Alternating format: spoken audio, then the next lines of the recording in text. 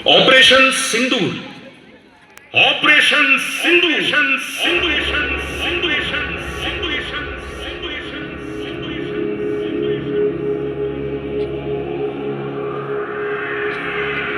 आपला भारत देश हा भौगोलिक आणि नैसर्गिक विविधतेने समृद्ध असलेला देश आहे. देशाच्या 3 बाजूंना विशाल असा समुद्र, तर एकीकडे सह्याद्री, अरवली, विंध्य, सातपुडा अशा पर्वतांच्या रांगा, एकीकडे राजस्थानचं वाळवंट, तर एकीकडे जम्मू काश्मीर मधली बर्फाच्छादित हिमशिखर.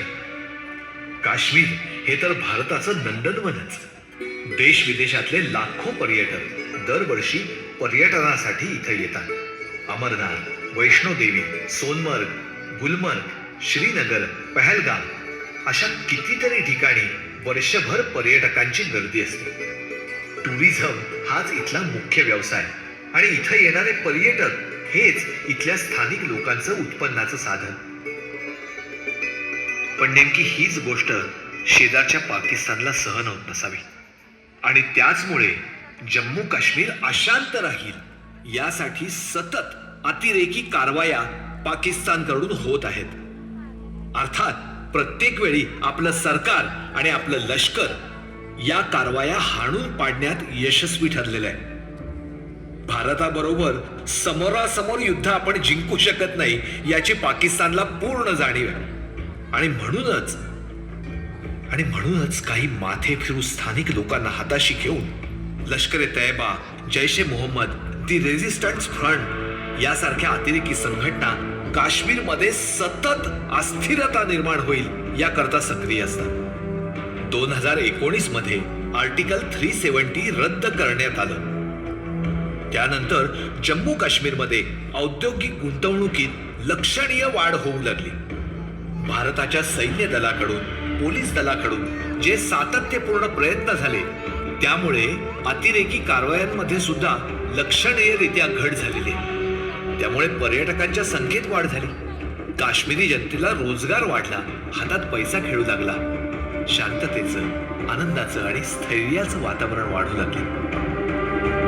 आणि नेमकी हीच गोष्ट पाकिस्तान आणि तिथल्या अतिरेकी संघटनांना बघवली नसावी.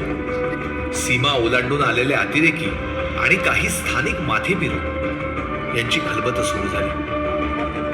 त्यांना काहीही करून इथल्या शांततेच्या आणि आनंदाच्या वातावरणाला गालबोट लावायचं होतं. 22 एप्रिल 2025 पहलगाम मधली बायसरन व्हॅली. तिथलं निसर्ग सौंदर्य इतकं छान आहे की तिला मिनी स्वित्झर्लंड म्हणतात. सकाळी 9 वाजल्यापासूनच पर्यटकांची गर्दी सुरू झाली आणि अगदी थोड्या वेळात जवळजवळ 1000 पर्यटक त्या ठिकाणी जमा झाले.